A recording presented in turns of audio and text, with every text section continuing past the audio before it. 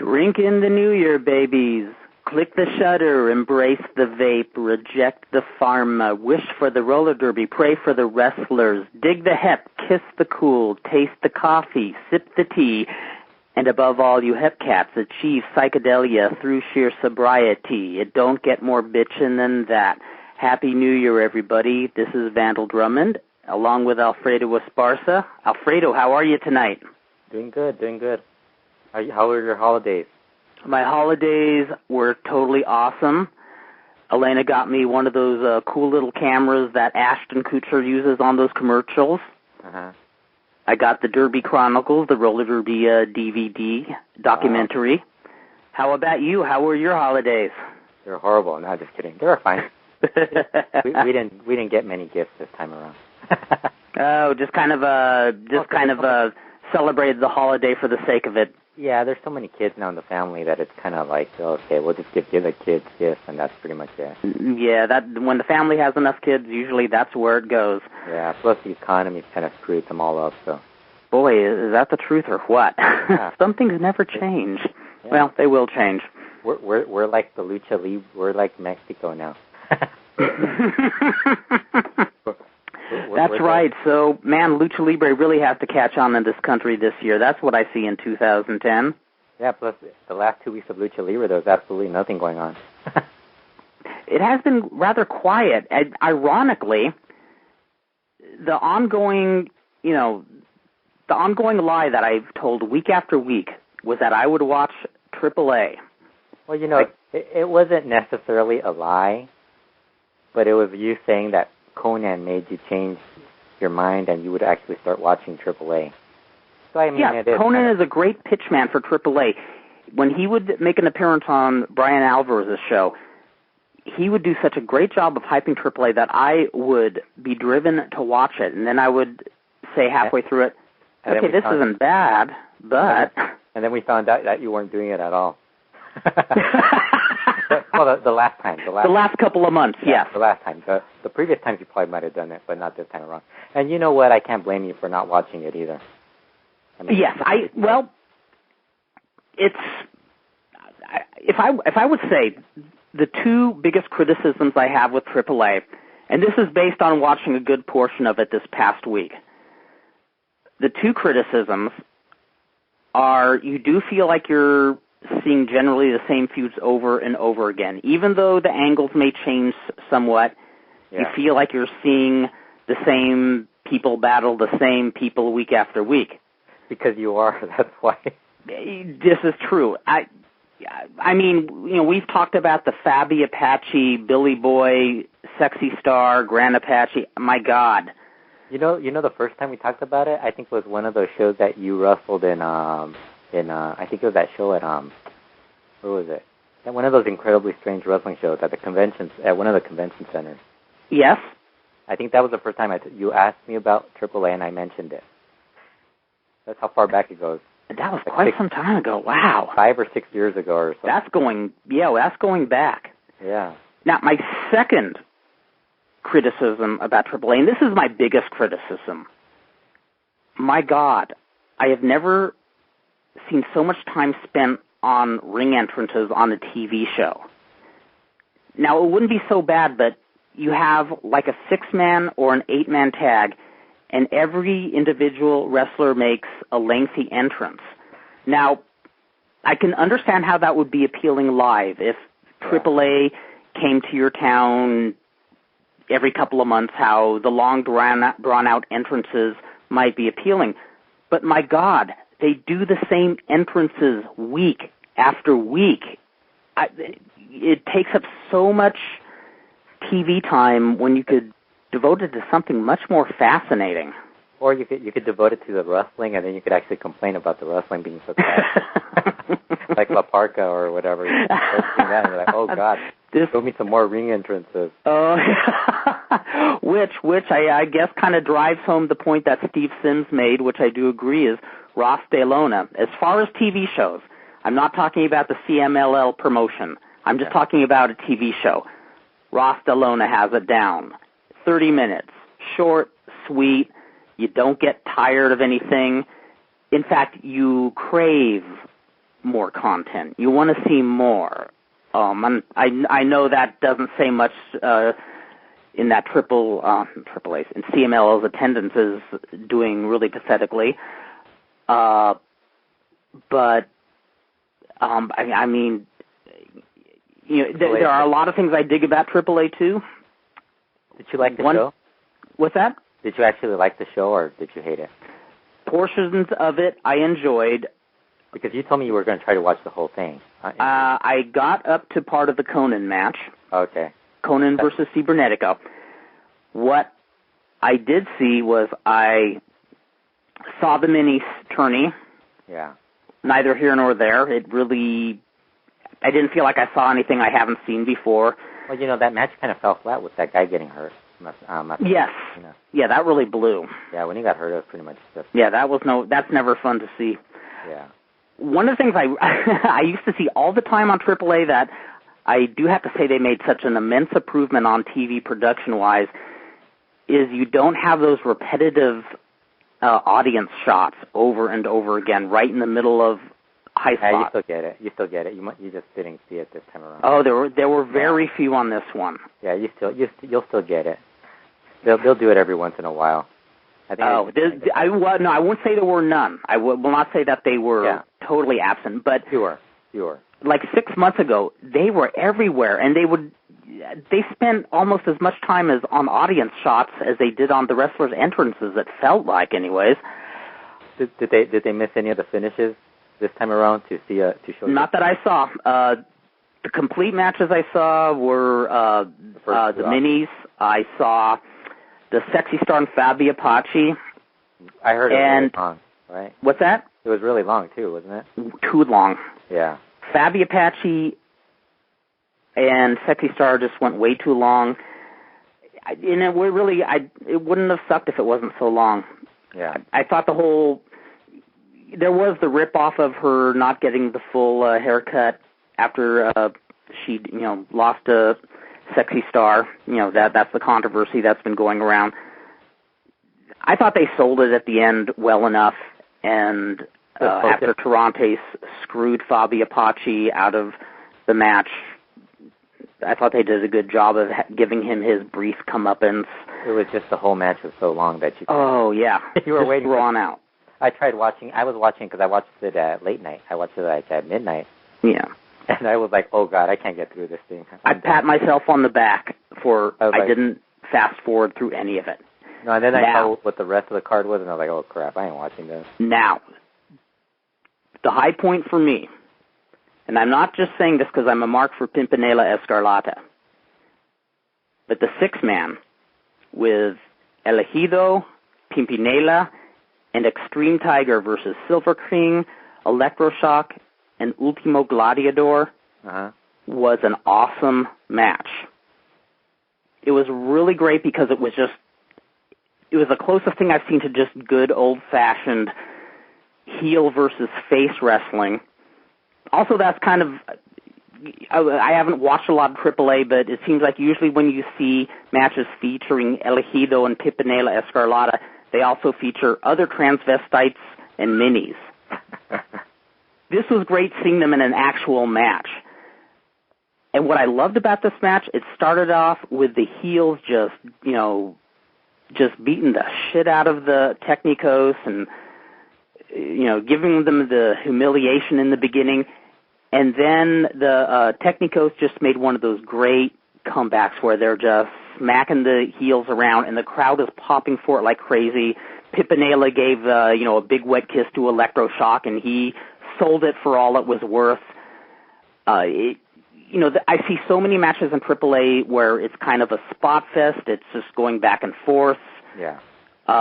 This was actually, and this is just the mark in me. I don't know what this does for marketing or anything, but this was just good old-fashioned wrestling, where the heels get the heat at the beginning, the baby faces make a kick-ass comeback, and since I didn't, pay attention to the results of the show when it actually took place, I got a great pop surprise for the finish, and that was that Pimpinela actually schoolboyed Silver King for the pin at the end.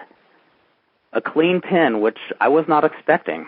Well, Pimpinela's been like, he's been getting a lot of wins lately. He's catching up to Psycho Circus. Now, that would be bitchin' if they gave him a win-loss record similar to Psycho Circus and eventually feuded them. And have him beat all three of them. And that would be great. Have it be a handicap match. I would be up for that. And each one of the losses would count as one loss, so he's all have a three-match losing streak. And what was also effective was after Pimpinela got the win, the heels, not only, they didn't just beat him down, but they totally ripped apart his clothing. I saw that. I saw that part. I was like, that was excellent, and just how humiliated he looked. And I couldn't again, I'm ashamed to say my Spanish still sucks, so I didn't really understood what he said in the promo, but they showed him laid out in the dressing room, just in full humiliation mode. Yeah, Pimpinela still has it. This guy rocks. And I saw the beginning of Conan's match with Cibernetico. And then you said, good night, everybody. Well... Conan versus Cibernetico is probably the one match I would never want to watch. I was watching it. I was watching it a little apprehensive, and I'll tell you why. Why? Now, I can't remember last time we talked, but last time we were talking with Sims, we were talking about Conan having the heart stint put in, right? Yeah. Was that the match that was supposed to take place shortly after the heart stint? Yes. That's why I was apprehensive. I was more just like, I knew nothing terrible happened because we would have heard about it already. Yeah, it was like a week after or something. Well, we don't actually know when he had the heart. What I saw of the match, I thought was really a clever idea. I hope they don't try to continue the feud like this, because it would really... they'll continue, Kurt. They'll continue. Yeah, you're right. No, what it was when Conan sold, they were just really basic punches. There were no huge bumps. And it was basically Cibernetico against Conan and all his thugs. Teddy Hart being the one who ran interference first. Now, to people like you and me, you can see what's going on there. But I think to the casual fans, it probably looked really cool. Just Cibernetico versus all of the Rudo world. People just popping up all over the place. Yeah, popping up all over the place and just trashing Cibernetico. And I understand Conan went over. I didn't actually see the finish, and I don't want to give the match a full critique because I only caught maybe the first 7 or 8 minutes. This last couple of days, I was a lot like 1970s AM radio. I tuned into a whole bunch of different shows, but static and all this interference, blocked out most of what I saw. I watched TNA and I watched Raw, DVR style, going back to forth, and then I got really tired, went to sleep, tried to catch most of the shows the next day, and I saw a little bit of everything, but I didn't see one entire show of any of the wrestling shows this week. I think I caught most of TNA, but then there were some parts, like when Hogan was talking. I have no idea what happened because I was watching Raw. Yeah, I'm with you. I started watching Hogan talk, and then I realized Raw starting, and Bret Hart and Shawn Michaels were in the ring, and that's what I tuned into. And then Raw went with that women's match, and I was like, oh crap, no way. Oh my God, let's talk about that. Let's start from the very beginning of the TNA show. We'll go with both of them, but we'll go step by step. Did you watch the very beginning of TNA? No, I did not. You didn't watch that cage? I caught it right when Hogan was making his entrance. Oh, so I ended up DVRing, fast-forwarding through a lot of the earlier stuff, but... You didn't see the cage? The cage match? No, I take it back. I saw poor Homicide trying to climb outside the top of the cage. That cage was horrible. I mean, who came up with that thing? Oh my God. I was thinking, wouldn't it have been great if it was red Legos? That whole cage was made of red Legos where Homicide's climbing and all of a sudden the whole thing would just crumble to the ground. Oh, that would have been hysterical. Well, it would have hurt, but... I actually would have popped for that. Yeah, I mean, first of all, you can't see through it. You couldn't see through any of it. It was like, okay, this makes no sense. You start with first of all, they start with a cage match, which you're gonna, if it's good, it's kind of hard to follow a cage match half the time. And then you see the cage, and it's like, okay, this is really bad because you're not going to be able to see any of the action inside the ring. And then it just started getting progressively worse and worse and worse. And when you have so many people involved, it makes no sense. You might as well be watching an ant farm. Yeah, and then, first of all, you couldn't see through the cage. Then there was like 8 guys in there, so you couldn't see anything going on. And then the camera guys for TNA are so bad at catching stuff. Like, all of a sudden, they'll have like somebody's fighting on one side, and all of a sudden you'll see the camera zoom in on Chris Sabin or Alex Shelley just standing around. And it's like, okay. In fact, when Homicide finally did drop, they didn't even catch it. Yeah. But they're selling it like it was all exciting, and it's just like, wow. I was going to give up after that. I was like, oh, down. This show sucks. And then they had Jeff Hardy debut, and I thought, okay, Jeff Hardy's debuting against Homicide. That is strange. And something, I know people have mentioned it, but I mean, maybe for a good rating pop, Jeff Hardy, but I mean, you have a guy who his future is very uncertain. I mean, with an indictment coming down. Big trouble. I mean, I could understand if they just wanted that rating just to have him there. To get a big rating, but I mean, it's like, then they have him then they had skits for him, which were even worse. Yeah. Than the actual, that TNA, I mean, you know what I would do if I was, first of all, you can't do anything because you got to get rid of Dixie Carter.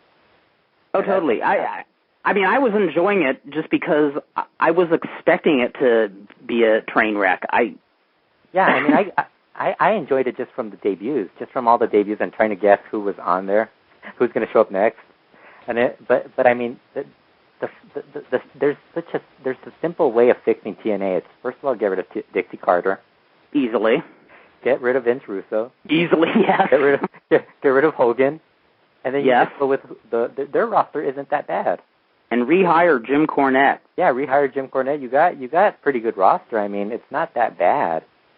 I mean, there's so much talent in there. I mean, there's certain portions that I enjoyed. I got to tell you, I dig ODB. I actually think they have more talent than what WWE showed. I agree. I totally agree. Did you hear that guy, the Black Pope, when he cut his promo? I did not hear the Black Pope's promo. I heard about it, did not hear it. I mean, it was really good. And then meanwhile, you switch over to Raw, and Kofi Kingston's like wrestling the main event, and you're like, okay, this guy's way better than Kofi Kingston. I mean, it's just one of those weird things where I guess it's who you know and who you know. It is, and that's what it is. The one match I say I'm ashamed I didn't see the AJ Styles versus Kurt Angle match, which I heard was awesome. It was all right. It wasn't that good. So, but I kicked myself for that. But you know what it's like? Like if we would have gone to PWG, it would have been kind of like that. Yeah, this is true. Pretty much just that. As far as the TV product, I mean, the ODB versus Tara, I actually dug that match. I thought that match was awful, but I enjoyed it. I mean, I'm not expecting Budokan Hall or anything. But you know what upset me worse? What's that? You know what upset me worse was when they switched over from the finish, because Tara was showing crack. Oh yes, exactly. And they switched over to like some sort of. It was the cage. Yeah, it was a cage, and I'm like, it was a shot of the cage. Like, and the funny thing is, that shot of the cage didn't even.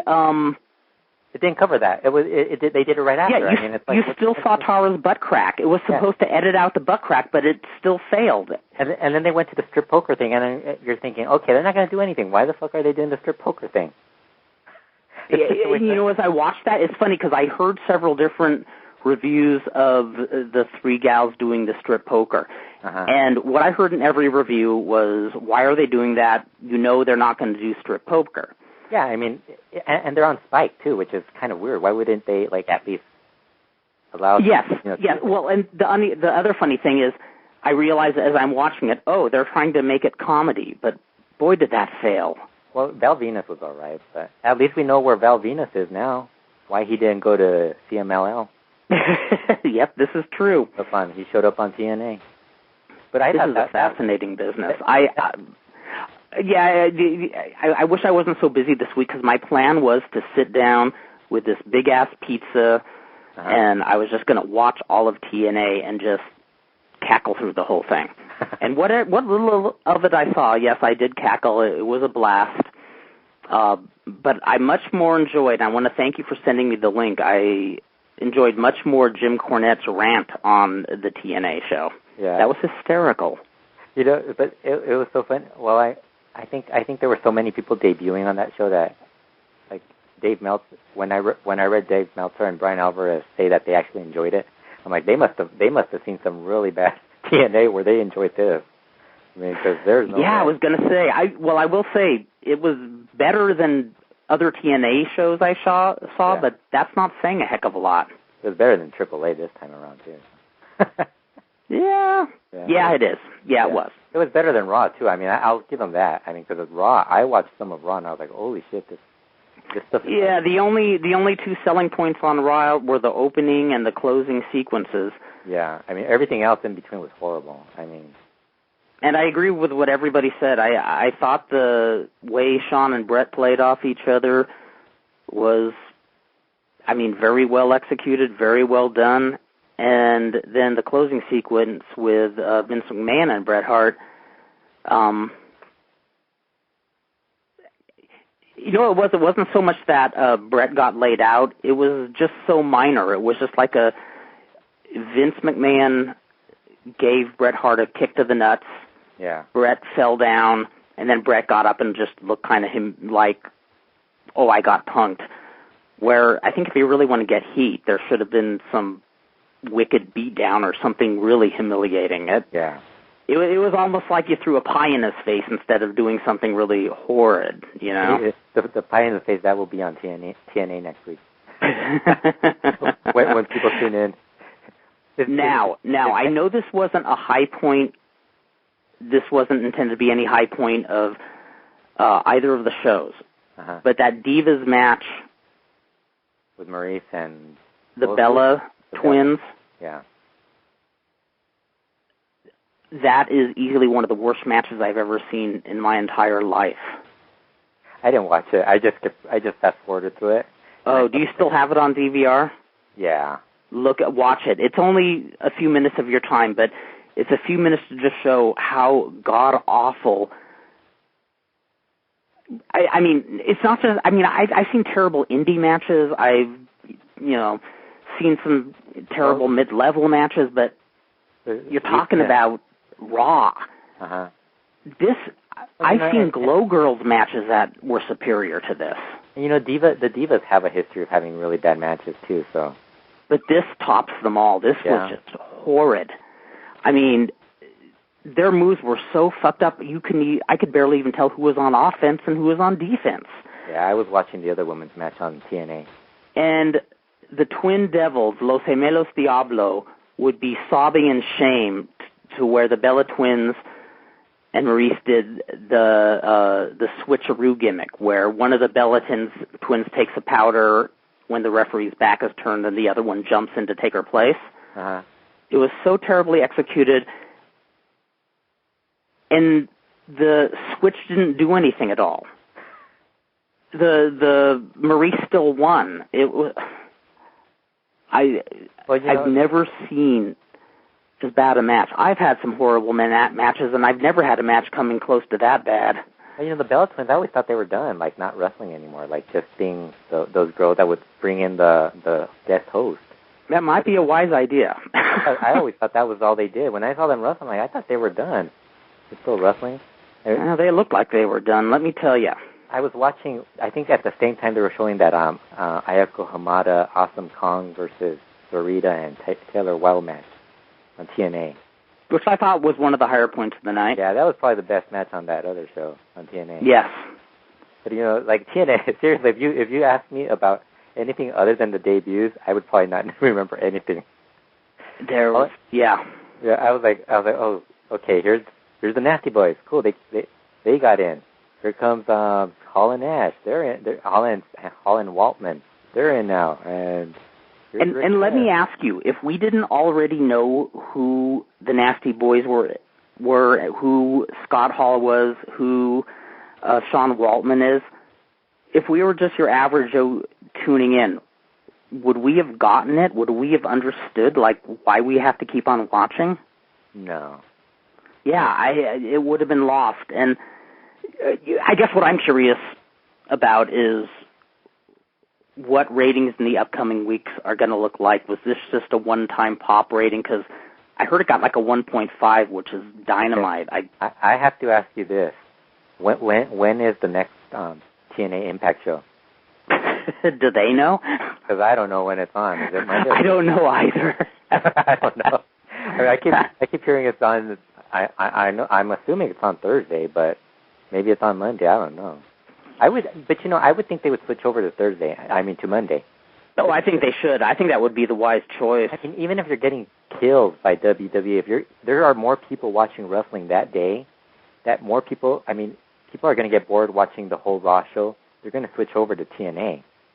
And I mean, and the word is that Raw did a disappointing number. I mean, not a terrible number, but considering they had Bret Hart on the show, I think they were expecting something much higher than a 3.6. And the fact that TNA in direct competition did a 1.5, that shows that a good chunk of their audience might have been stolen away. So, I mean, as much as I'll laugh about how horrible TNA is, if there was direct competition and, if there was any kind of competition and wrestlers had a little more bartering power with, McMahon and Dixie Carter, then power to them. Move it to Monday. I just think because Thursday isn't a wrestling day. It's not really a day where people are going to sit down and watch wrestling. I think it's easier for everybody to just have one specific day to watch wrestling. And that's even if Monday night TNA isn't like this total smash ratings every week, I do think it would be much more visible. I know scores of people who don't even know what TNA is. They wonder. I hear people saying, "Whatever happened to that Kurt Angle guy?" Seriously, I have people saying, "Whatever happened to him?" You should tell him he lost weight. He lost weight, and he lost his mind. He lost weight. He lost his mind. He lost his wife. This sounds almost like a blues song of some kind. Yeah. I wish I had talent. I would write one. The other thing I would do if I was running TNA, I would get rid of Jeff Jarrett. I just can't stand Jeff Jarrett. Yeah, I talk about somebody who. I think he's a great mid-card guy, like near the top level guy, but like semi-main event. I was about to say the very same words you just said. He's not a headline guy. I have no interest in seeing him arguing with Hulk Hogan over the who's in charge of TNA or anything, or even Cactus Jack. I don't care about Mick Foley either. I don't really care about him either. Neither do I. I enjoyed Jeff Jarrett years ago when he was a mid-carder. He was entertaining, but to have him be like the main course, no way. And Mick Foley, man, what happened to that guy? He got fat. He got really. The poor guy. I mean, that poor guy's had so many injuries. I don't see his physique going anywhere else, and I think it would be it must hurt to walk being that guy. I mean, just to go for a walk must be painful. And then you see Raven too. Raven looks bad too. Yes. That's like who doesn't look half bad is Stevie Richards. Actually, that shocked me. I was wondering if I was looking at the same Stevie Richards. Yeah, he actually doesn't look. He looks in great shape. He is not like he's. I don't know. He just doesn't look like he did it. I remember in ECW, I always thought he was like one of those geeks. One of those guys who I really didn't care for. I dug him as soon as he was doing the Stevie kick, and he was one of the first guys to do the blue jean cutoff look before everybody was trying to do it. Yeah. Before it looked like indie low rent. Yeah. I dug him from day one. I was really bummed when he did what was the gimmick, right to censor? Yeah. I thought, boy, what a waste of talent. Homicide kind of looks like Little Cholo now too. I don't mean that in not in a bad way, but I never thought of that. He does. Yeah, he's starting to look like him for a little bit. I'm not saying it's not bad for Little Cholo, but I'm saying like for Homicide, I mean, to be in A, you would expect to look a little better, Yeah, but he does look unique. I mean, that's actually a plus in this business. If I was, I think with Jeff Hardy, when I was thinking about how they debuted him so just in so minor of level, I was thinking, they could have done something more with him, but then like the next day when you find out, oh, he's being indicted, okay, let's not make too much out of that. Yeah. That's why I sit there thinking, well, maybe if they get a rating pop out of it, but they didn't really plug it, except for the hardcore fans. I think they just realized, fuck it, we're done with him. What can we do? You know what? It's TNA. They might not be done with him. They might actually bring him back with a raise. Yeah, who knows what they're thinking. I would, sometimes you'd love to get inside their minds just to figure out, okay, what are they thinking? I mean, it was an interesting evening of wrestling. The most interesting thing to me, far and above any of the TV shows, was every time I tried to access the Wrestling Observer site, you couldn't get it. Crashed. There was so much traffic. It was, for better or for worse, it was probably one of the most historic days, not historic days in wrestling, but one of the historic days in the Internet age. I mean, the website was crashing just because so many people were, trying to get info on the Monday Night War. When it was crashing, I was thinking I should go visit SandyEmbryo.com and get some of my latest news, but there was nothing on there. I need to start getting with the program again. We both keep on saying we're going to write stuff, and we never write anything. Oh, gosh. I was on a roll there for a while. I got to start doing my Hindu squats again for days and nights at a time on a mountaintop, get with the program, and start typing up some more material on StanTheEmbryo.com. Did you send your that one article on Sangha India? Yes, I did. I actually sent a mass email on that one, and I told anybody, if anybody would like to repost this, feel free really? to. Gee, thanks. I didn't read that part. We should open my email, for God's sake. Well, I went to your website. I went directly to your website. I was like, oh, I didn't read that. I would have posted it on my website. Well, then I want to thank you because you're one of few people who do go on my website. Yeah, I was like, because I was like, why did you? I read because you sent it twice, and the first time I was like, why? I saw the second email you sent, and I'm like, why is he sending me two emails? I already got it. I went to his website and read it. Because I was a total retard that night, and I messed up the link on my first email. Yeah, every time I use the email at night, I always think I'm going to send people, like emails, and I'm going to call them the wrong name. Especially with the people from Mexico, where I'm writing in Spanish, and I'm going to start calling them like Roberto, I'll call Eduardo, or Eduardo Ernesto, or different names. Everybody you know named Jose, you'll accidentally call Juan. Yeah, Jose. That's a good thing. I don't have to worry. Jose's the one that usually emails me. That's right. Speaking of which, I got to meet our friend Jose Fernandez last month. He actually came. It was wonderful. It was great getting to hang with him. We did the whole tourist route of the Hollywood and Los Angeles area. Uh-huh. We did Little Tokyo. We did Olvera Street. We did Chinatown, Rodeo Drive. Was he unimpressed with Olvera Street? No, he loved everything. He loved it? I hated Olvera Street. Oh, this is where I knew this is a lifelong friendship. I asked Jose what sort of stuff he wanted to see, and he said, is Route 66 something we can do? And I said, well, that's more something you need a couple of days. That's like a road trip, doing Route 66. And then he said, well, I want to see Route 66 type stuff. And I pause, and I'm saying, you might have to be more specific. And we were driving around Studio City. It was night. and we drive past this car wash, and the car wash, its landmark is this big statue of a hand holding a car, and he says, that's Route 66. So he wanted to see all the campy, kitschy art, all the really funky. Like when we went to Chinatown, it was awesome. He was taking a picture of every neon sign, and I thought, this guy rocks. Because that's exactly the type of crap I love too. I love that kind of. Oh, Vera, I just always expected more out of it. When I went.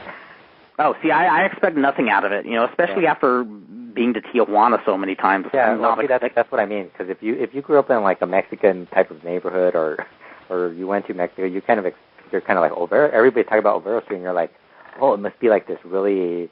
And it's like just a little street. You're out of it by. Yes. When you're a kid, the last time I went there was like I was a kid, and I just walked right through and I was done. I was like, okay. The one impressive thing is every single booth, well, not every single booth, but almost every single booth has a ton of wrestling masks there. Oh, yeah? Yeah, pretty decent quality. Oh. Did you buy anything? Nope. Bought nothing the whole day. That's the type of thing I would have done when I was 30, 31. That's the typical Kurt Brown road trip, huh? Exactly. I used to we go to wrestling shows. We go to wrestling shows. I got like a couple of things that you're like, maybe I'll get a shirt. Maybe I won't. Yeah, exactly. That's what I usually buy. I usually buy a shirt. If you saw me when, like 15 years ago, oh my God, Physical and I, we were thankful that nobody took credit cards at Auditorio Tijuana. Yeah. Because we spent so much money on wrestling masks and Lucha Libre mags. Plus, where are we going to wear the wrestling shirts anyways? Yeah, I wear them to work. Yeah, I mean, yeah.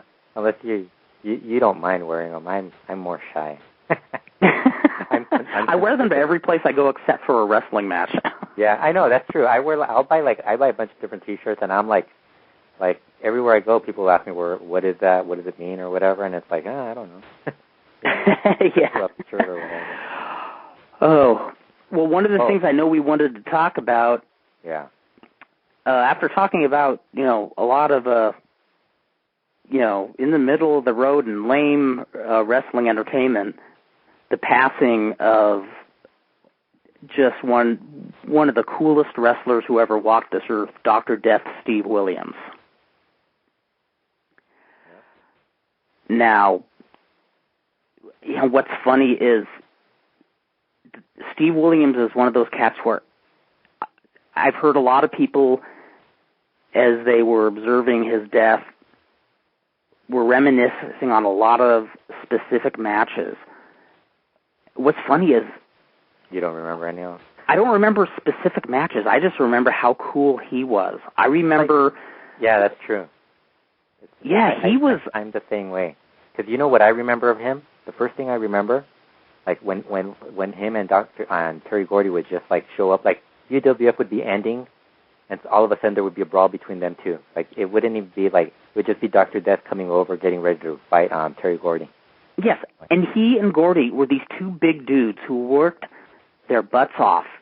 And I think they were legit badasses too. Like when it was like the type of guys you really would be scared to see, like if they were crossing the street, you'd be like, oh shit. Oh man, I would have never wanted to mess with either of them. Yeah. Well, and that's one of the things that impressed me, because I first started watching Steve Williams sometime in the mid-1980s. I don't remember exactly the year. Mm-hmm. But what impressed me, that was the era when there were a lot of big guys who expected to get over because they were big, and so kind of didn't really work that hard. Yeah. Steve Williams, Terry Gordy, damn, they worked. Yeah. Steve Williams was one of those guys who just was a legitimate badass, but was also a pro in the ring. I mean, you didn't hear stories about him, just trying to take liberties on people or being an asshole. Except that one time with El Dandy. But that was more of him being old already. Was this in WCW? Yeah. What's the story with that? I think they had he attacked like all the luchadors or something, and I think he went a little hard on one of them. I think it was El Dandy. I don't remember which one. Oh, wow. Yeah, but it wasn't. He didn't, like, I think he just threw him wrong or something. Oh, it wasn't. So it wasn't, like, intentional, like he was trying to... I don't think it was. Yeah. You hear so many stories. Like, I've heard stories about Vader just taking liberties on Vader little was guys. Yeah. And then there's the story,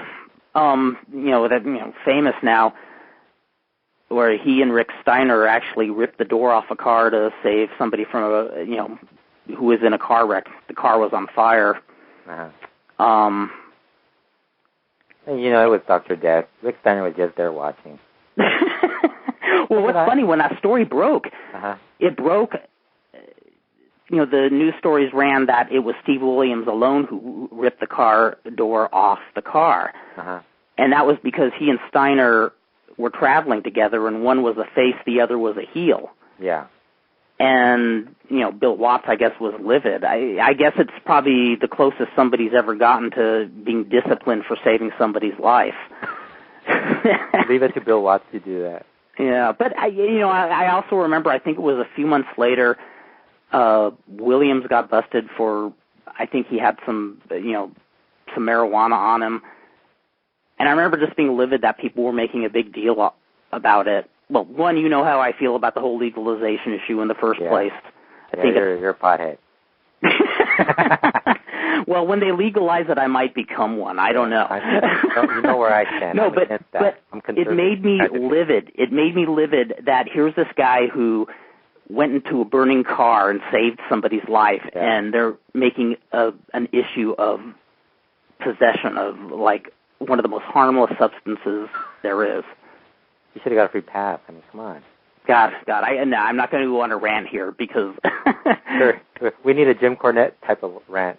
If I could sound as eloquent as he does when he rants, boy, would I rant. I envy that. When I rant, I just start stammering and talking nonsense. How hard is it to say, fuck you, I hope you die?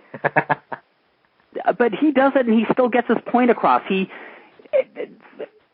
Even as I'm trying to state eloquently how eloquent he is, all I can do is use the word eloquent over and over again, where he can drive the point home and throw the most crass descriptions of the people he's degrading. Uh-huh.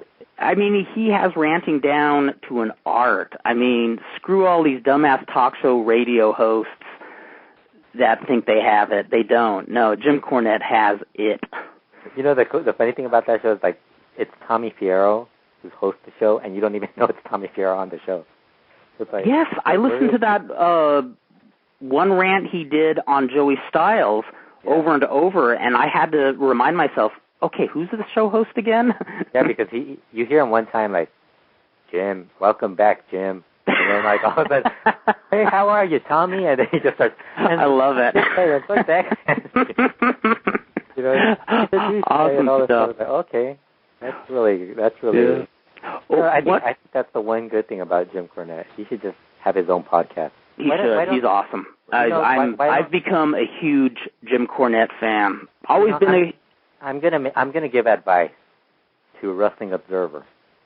Why don't they just get some of the money they make off of whatever amount? I'm sure they make a lot.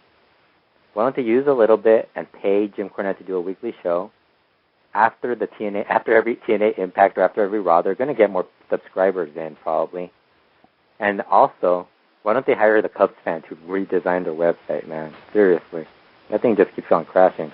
Well, if you people are listening to what Alfredo just said, I think that's a good point. So send your emails and letters to WrestlingObserver.com.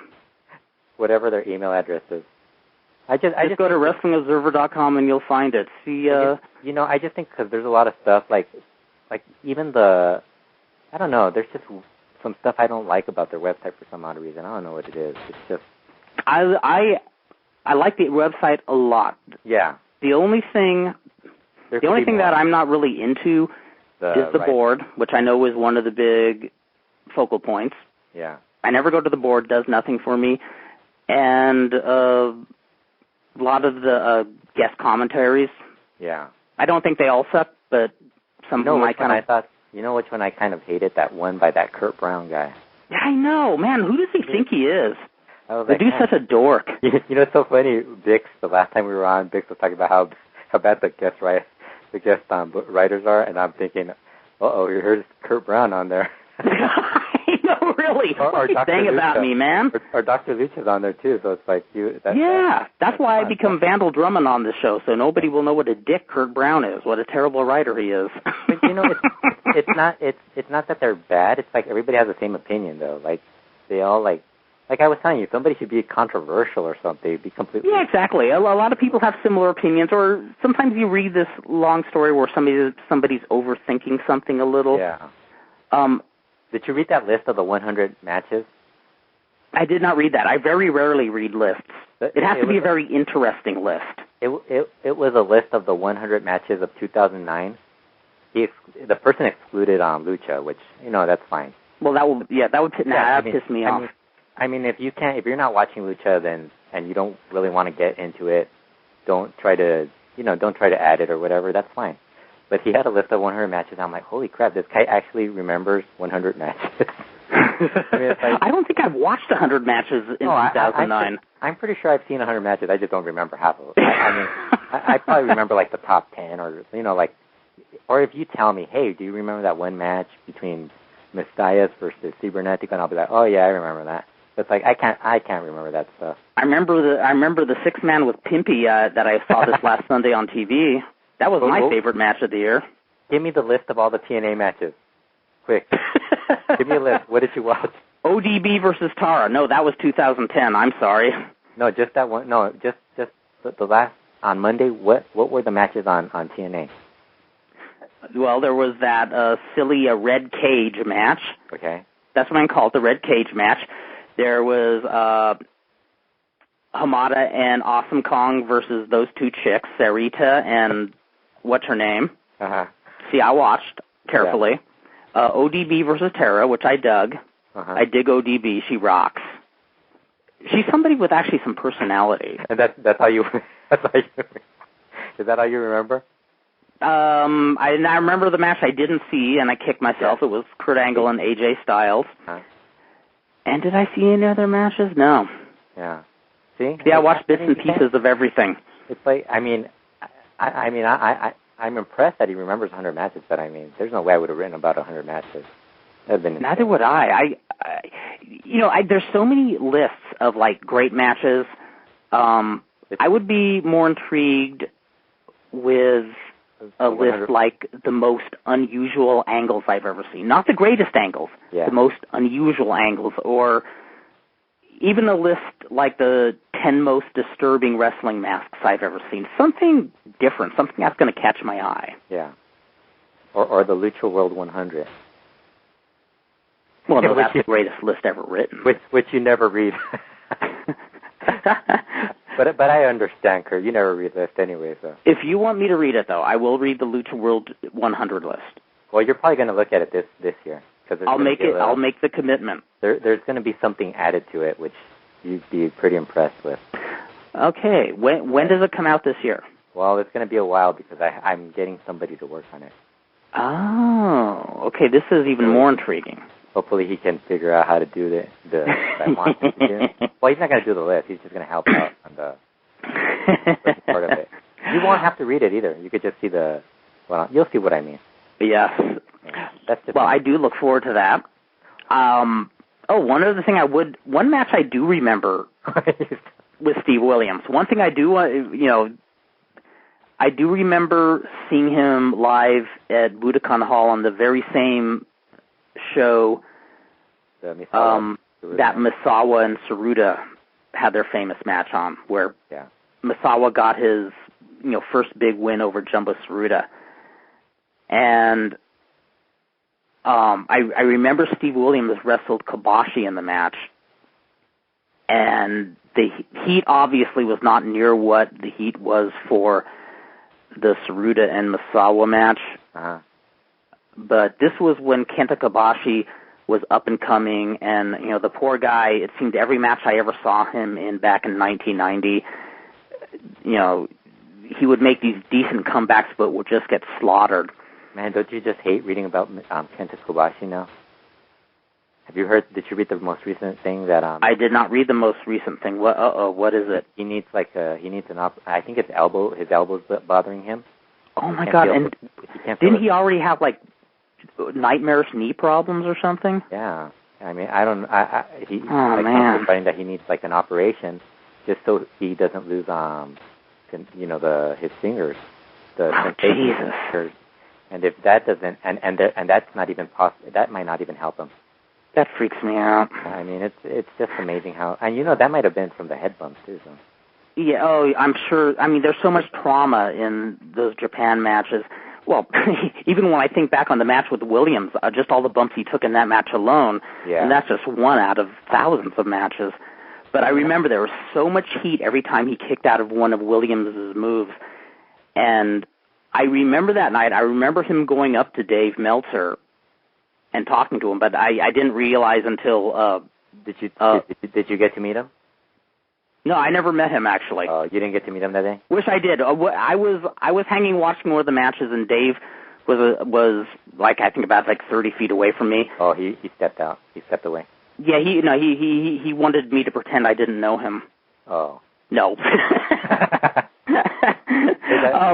But Steve Williams just walked over to him and said, "Oh my God, buddy, what the hell are you doing all the way out here?" He didn't say, "What the fuck are you doing here?" No, he seemed very surprised to see Dave there. Like Dave didn't tell him he was going to be in Japan. Oh. But I guess he told Dave something like, check out all the near falls in this match. Uh-huh. And I didn't even think twice about it until Dave recounted that when he was remembering Williams on the show a few weeks ago.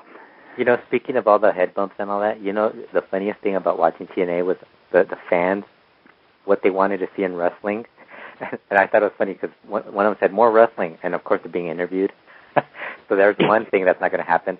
And then I know, more chair shots to the head. And I was like, yeah, more chair shots to the head. I could imagine Brian Alvarez just going, okay. Oh, great. Yeah, that must have thrilled Brian. By the way, speaking of that, when they went to interview fans, when I saw all the fan shots of TNA, of all the TNA fans, is it my imagination or was it like watching an expanded version of My Name is Earl? Oh, God. All the people, oh, my God, they look like the stereotype of wrestling fans from the 60s and 70s. I said, it's thank goodness that My Name is Earl came around. Otherwise, we would have been saying they look kind of like the people from Deliverance. Yes. It actually improved. They should thank My Name is Earl for that. But don't you? And that's always why. That's one of the things that everybody always assumes all wrestling fans are kind of like that. And when you start meeting other wrestling fans, the somewhat saner ones. Yes. They're not like that. They're like, okay, yeah, Yeah, exactly. And this was almost like trying to reinforce the old stereotype. It was disturbingly amusing. Sure.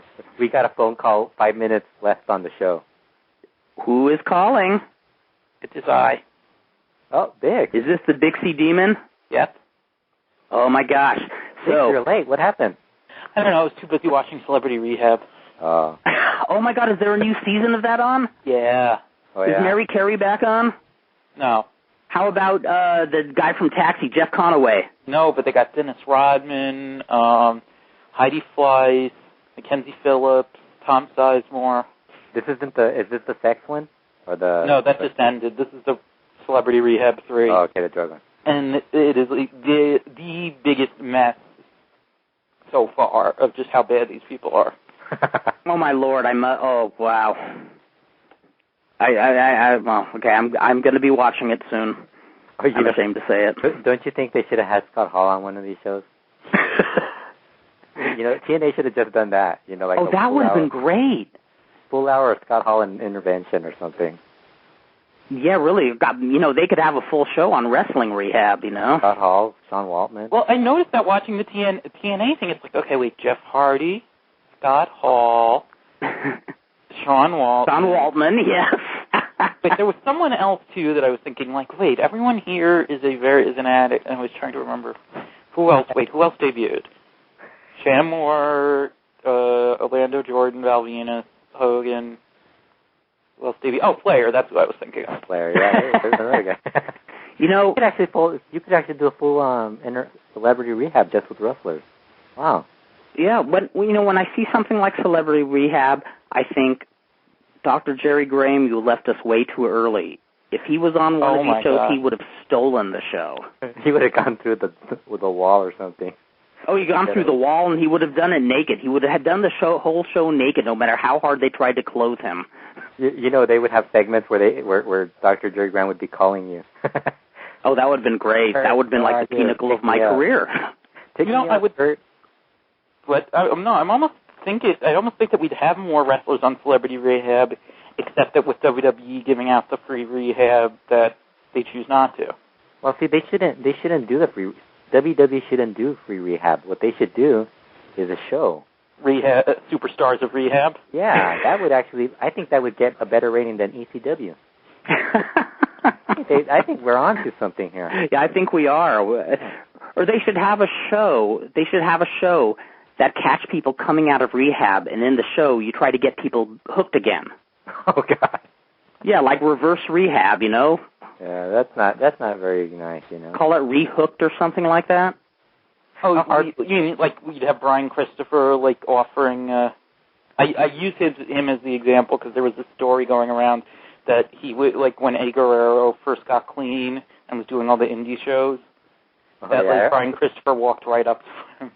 Oh God. Oh my God. And offered. That would actually work. Lord. They should actually have a show for this, just based on that. Yeah, that would be quite fascinating. So, Vic, did you read the Babintek book? Yes, the review is complete. It may go on Slam this week, or within the next week or so. It was interesting. What was it on? It was just a collection of his freely available website columns. On The Observer? Yeah, for $20 plus shipping. So I don't want you to spoil the review since it's going on Slam. Yeah. That I'm looking forward to reading the review. If you were going to kind of say thumb waves up, thumb in the middle, thumbs down. Thumbs into Middle Earth. Cool. Why would you want to buy it? Put it. Why would you want to buy it if you could just read it? Isn't it still on The Observer? Yeah, I mean, some of it would be on the old site, but probably still get that through, like, Wayback Machine or something. Yeah. Oh, man, Heidi Fleiss, Jesus. Heidi Fleiss. Now, let me ask you, does he include his review of the Roland Barthes essay? No, unfortunately not. Oh, not. Damn it, because I would buy it just for that. Yeah. You know, I thought that was a Phil Hendry sketch when I read that. I've never read anything. I've read other people on the Observer site. Like, I can see where people complain about it, but like I've never read Babintek. So. You should. I mean, wait. One thing, you know what? Let me just read you one thing that he posts in his latest thing. Wait, where was? Let me find it. Okay. Ridiculous quotes from WrestlingObserver.com columnist threads on Pro Wrestling Only. 1 second, let's see. There's a big difference between TNA and WWE fans. TNA fans still have that thread that can be traced back to the heady days of the Cable Wars. TNA fans still have vestiges of the believability of the old NWA, the passion and knowledge of the Internet fans, and the respect for the history of the Paul Heyman days. What? Yeah, I know. Oh, dear Lord. That's kind of funny. For some reason, I just started laughing. I was going to say I might start looking up even some more of his old columns. This is on the forum, right? On the Pro Wrestling Only forum. Yes, this is in the comments that that's where I've read his stuff.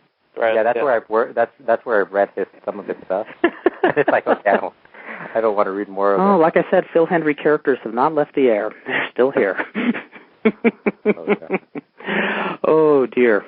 Oh, and one thing that I'll say this, I do mention this in the review, that I forget if it was what it was in the context of, but he's talking about, like, someone mentioning homophobia in wrestling, and he's sort of dismissing it, and he's like, well, haven't this person ever heard of Jim Cornette, Pat Patterson, and Adrian Street? We've all heard of them. There's still homophobia in wrestling. Well, yeah, but the bigger point is that Adrian Street is straight. Exactly. Straight as an arrow, and and if you're also forgetting, if Jim Barnett wasn't such a damn good booker, same with Pat Patterson, they wouldn't have been looked upon so favorably. In fact, I know Lou Thez gave Jim Barnett a lot of shit for being gay. Yeah, it was something like, we shouldn't have your kind in this business. That's the quote, exactly. You remember it well. Oh, my Lord. Now, he may have also been referring to Jews. Possible. But that was actually one of the things I remember in the Meltzer obituary for Jim Barnett. It was like Jim Barnett tried to keep it secret that he was Jewish in wrestling. That's amazing. He knew everyone would figure out that he was gay.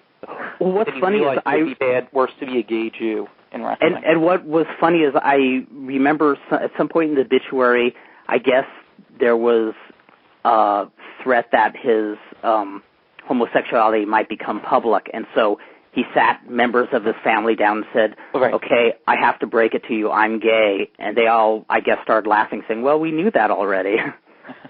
But I guess that wasn't uncommon back then, because I guess there were, it was such pressure to be in the closet that even people whose family members knew it still wasn't discussed. Yeah. Yeah, I'm not sure when exactly that was supposed to be from, but yeah. Yeah. That was a great article. I wish I could remember which issue that was, because the story on Barnett was a very, very good one. Was it before the Observer merged with Figure 4? It was in the newsletter whenever Barnett died. It's weird. I used to remember every date, like when everybody passed away or when so and so won a title back years ago. But it seems in the last 10 years I can never remember when who won what championship, when who passed away, when who jumped to what territory. My memory for dates has just left me. I don't remember any of the champions nowadays. Well, that was the thing, that like you always used to be able to remember the order of all the WWF champions and all the Intercontinental champions. Yeah. Exactly. Exactly. Then, I mean, the tag team champions were harder, but that's true. Oh, when I was a kid, I remember the order of the Americas champions. The NWA World champions, like every hardcore freak like me knew. I wonder if I could still remember them today. Probably not, but I wonder if those guys who wrote the Title Histories book, if they did that now, if they redid another edition, how much bigger that book would be. It'd be the thickest book in the world because there's so many frickin' title changes. Yeah, there's so many and then there's so many new titles, like the Hardcore title, the KOD title, all these other like little. WrestlingTitles.com has full histories of a lot of those, including the 24/7 Iron Man heavy metal title in DDT. With Ladder, Plate of Curry. I am proud that Incredibly Strange Wrestling made it into the World Title History book. Oh, it is? Yes, I didn't even know that Incredibly Strange Wrestling had any title. Yes, we did. Let's see. I didn't know that either. There was the Incredibly Strange title, aptly named. Although they didn't include it in the book, there was the ABBA CD Championship. What else was there? I never convinced Johnny to do this, and I don't know why Johnny Legend didn't, but he had a character called El Irregulario who, had, bladder and bowel problems. Oh, God. And I kept telling Johnny, well, why don't you make him the Incontinent Wrestling Champion? And he didn't seem to get the joke, so I don't know. Well, wouldn't it be better to be incontinent? I give up. Yeah. But you get the idea. Yeah. We had another championship, tag team championship, of course. The Taco Truck Championship, where the winner got to own a taco truck in downtown L.A. Did Mecánico win that? We never... we did use Mecánico on one of our shows. You used him a couple of times because you knew him already. That's right, yes. But no, I don't think he ever held that one. He would have been key for it. I think Frankie Destruction D held that one. Did you know Mecánico is still wrestling? I saw his name on an upcoming show recently. Yeah, I was like, holy shit, Mecánico out of nowhere. And remember that guy Rudy Venegas? Yes. He's in Mexico. I told you that like a while ago, but he's still alive. He shows up like every year, once a year on a result. Oh my gosh! I thought I'd never heard that name again. I wonder if he fixed his teeth. The taco thing reminds me. Remember the Learning Channel special with the incredibly trained wrestling segment? And they were the thing was, it was like they were treating Johnny Legend like this average run-of-the-mill indie promoter.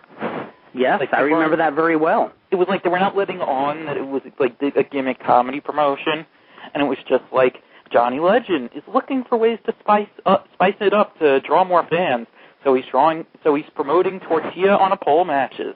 I remember that. That was really strange. I don't know if it was why they didn't. Awesome. Yeah, that was when Incredibly Strange Wrestling was still kind of on the cusp and thought of as a derogatory promotion. You know, all in all, that special actually, considering they had almost no budget to work with, they did a pretty good job on that show. But that was interesting how they handled Johnny Legend. Yeah, all the specials during. Sorry. Did they talk to Johnny Legend and he talked really serious and all of a sudden come out with his weird catchphrase? You remember how he always does that? He was fairly serious. He didn't go into a lot of his general Johnny spiel, which actually I thought would have made the show a little more fun. I know, that's what I was thinking. You know, him talking serious the whole time and all of a sudden just like bust that one. You know, that show came out around the same time as there was a show that was done with a much bigger budget. The NBC show? The Secret What's that? Show? The Secret Show with the APW guys? No. This was, what was it?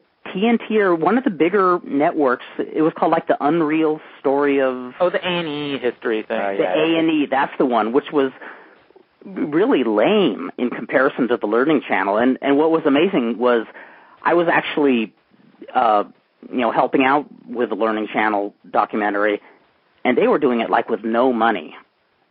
I mean, they were filming most of the interviews in the hotel rooms of the Sportsman's Lodge in Studio City. Wow. When Superboy and I went to get interviewed, we walk into a hotel room and we see the all these big lights and cameras in a hotel room, and Superboy looks at me and says, "Okay, Kurt, are we making a porno flick? Be straight." Now, I was thinking it sounded like the A&E shoot interview. What's that? I was thinking it sounded like the A&E shoot interview being in a hotel room. The A&E shoot interview with Vandal Drummond and Superboy. That would actually be pretty awesome. They actually interviewed me for like over 20 minutes, but I think they used maybe 45 seconds of what I said on the show. Were you sweating the whole time? From the lights? Was I sweating? From the lights and, all that stuff. Oh, no, not that much. Have you heard that Eric Watts interview where he's complaining about how High Spots treated him during the... Oh, dear, no. He's just complaining about the whole thing. Oh, that's funny. Well, I hate to cut off the show at this point, guys, but... You got things to do? I have so many things to do, and I have to get up really, really early. But it's great to be back on here. It's great to have Slam and Stan going again. We'll be back on next week when we'll try to watch TNA again, right? Yes, exactly. We'll make another attempt. Fredo, thank you for all you do. Fredo is like the total workforce behind this show, by the way. I just Bix, when is TNA on next week? Back to Thursdays. Oh, okay. It is back to Thursdays. Finally, we have an answer. Yeah. And Dixie Demon, I want to thank you, as always, for calling on. We love having you on here. Oh, thanks. And, one of these weeks we'll have to run down another good film. We'll have to fire some emails back and forth to each other and get something good to follow up You forgot. So how tired I am. I can't remember the name. Sleepaway Camp. Yeah. We have to have a good follow-up review to that. Well, I just want to make a quick mention. I just watched the other night on Netflix streaming a film that you're familiar with, but the Mystery Science Theater version of Racket Girls. Racket? Oh, awesome flick. Okay, maybe we'll have to go. Okay, we can actually work wrestling into a film review this time. That will be next then. Now, that's on the DVD you did with Johnny Legend, right? With Johnny Legend and Dan Farron, yes. Yes. So you have actually done official commentary on a movie that was also on Mystery Science Theater. Wow. I feel quite privileged then. I recommend people, I actually do recommend people listen to our audio commentary. I thought we actually did a pretty decent job. It's Wrestling Women USA, right? Yes, that's right. Wrestling Women USA, you can get on Netflix or on Amazon.com, whichever you prefer. I'm going to add it to my queue right now. Ah, bless you. You rock. I'll add it later. Well, thank you both gentlemen. Thank you, Fredo. Thank you, Bixie Demon. And happy 2010, everybody. And remember, when you're walking through Southern California and you see a bright light streaking across the sky, it is not a shooting star. It is a heavenly handful of... Styptic pencils. Why, I oughta. I think you're right, though. Yes. Styptic pencils and Moncel's powder. God bless you all, my babies. See you next week. Take care. Bye.